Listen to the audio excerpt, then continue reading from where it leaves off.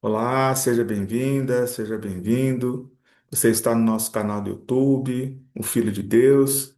Eu sou Márcio Cândido, escritor, autor do livro O Filho de Deus, Fazei tudo o que ele vos disser, publicado pela Viseu Editora. E nesse canal nós estamos fazendo um estudo sobre os quatro evangelhos de Cristo e o que as mensagens do evangelho representam em nossas vidas. E a nossa passagem de hoje é sobre a parábola do grão de mostarda. Essa parábola é descrita nos evangelhos de Marcos, Mateus e Lucas.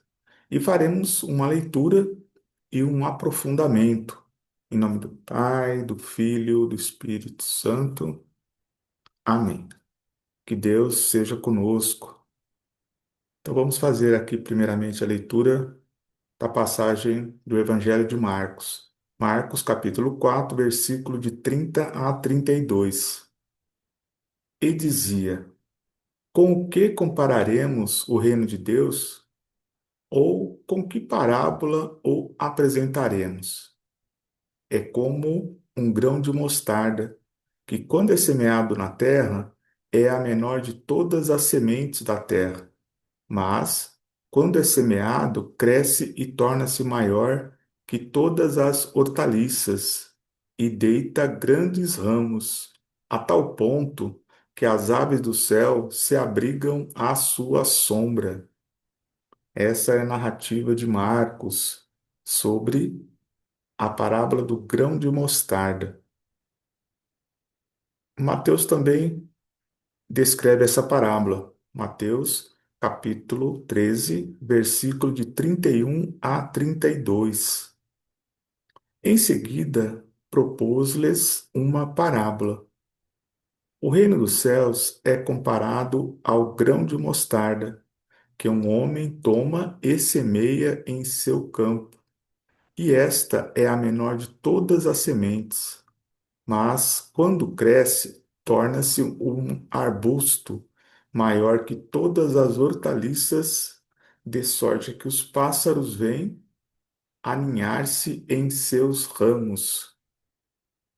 Essa é a passagem de Mateus sobre a parábola do grão de mostarda.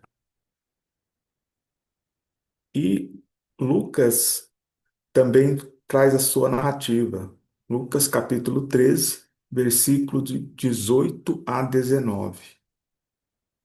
Jesus dizia ainda: A que é semelhante o reino de Deus e a que eu compararei? É semelhante ao grão de mostarda que um homem tomou e semeou na sua horta, e que cresceu até se fazer uma grande planta, e as aves do céu vieram fazer ninhos nos seus ramos. Então, essa é a narrativa de Lucas, e assim completamos as três narrativas de Marcos, Mateus e Lucas. Nós podemos perceber bastante semelhança entre essas três passagens, né?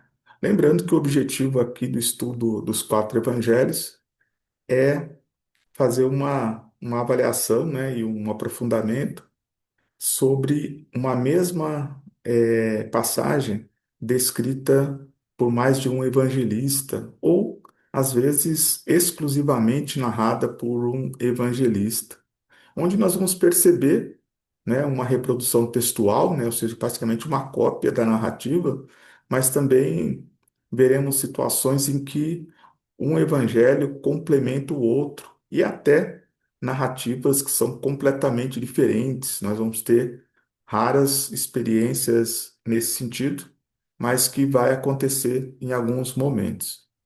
Bem, vamos agora a um aprofundamento, né, uma reflexão, uma contextualização sobre a mensagem dessa parábola, né, da parábola do grão de mostarda.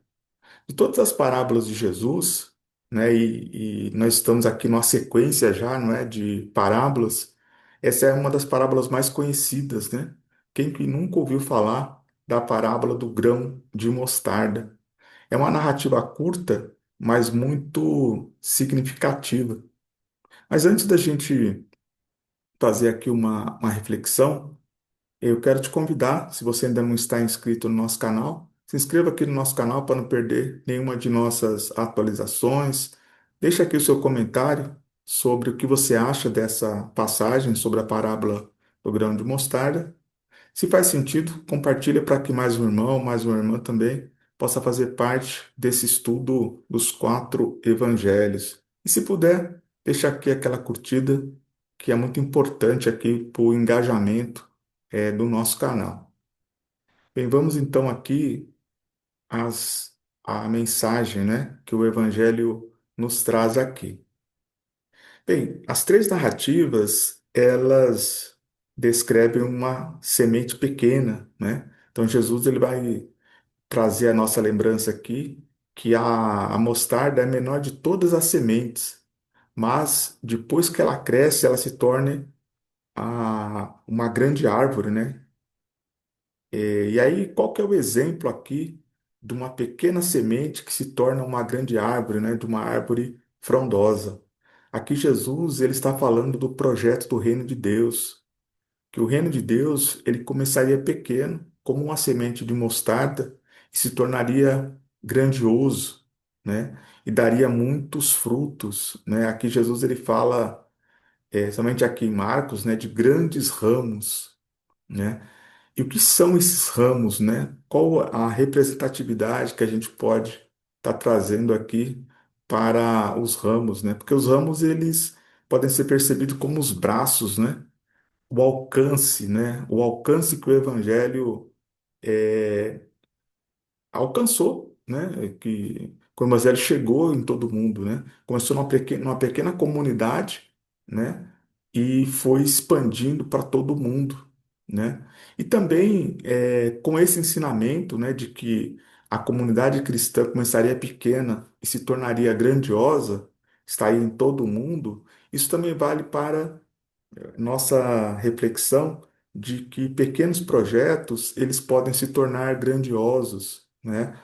Que a gente consiga lidar com a nossa ansiedade de querer começar grande, né? Jesus, mesmo ele estando aqui na Terra, ele teve a paciência, né, da semeadura do projeto do Evangelho. E nós também, tanto na divulgação, né, da Boa Nova do Evangelho, como também nos projetos de nossas vidas, né? Que a gente tenha a paciência de começar um pequeno projeto que se pode se transformar numa grande obra, né?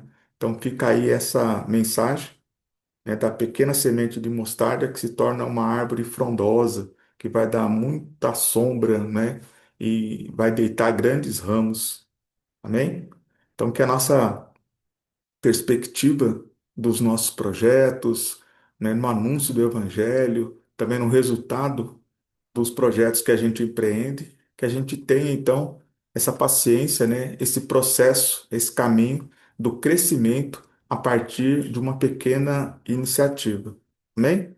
Então, essa é a mensagem que eu trago para nós aqui no dia de hoje, que a gente possa, a partir desse entendimento aqui do Evangelho, ter foco, começar pequeno, né? Porque muitas vezes as pessoas acham que não vão conseguir e nem começam, né? E aqui o Senhor está nos mostrando que a gente pode começar pequeno e pode crescer se a gente fizer um bom projeto, tiver uma boa perspectiva e, acima de tudo, fé, né? Fé e obras o tempo todo aí. Amém?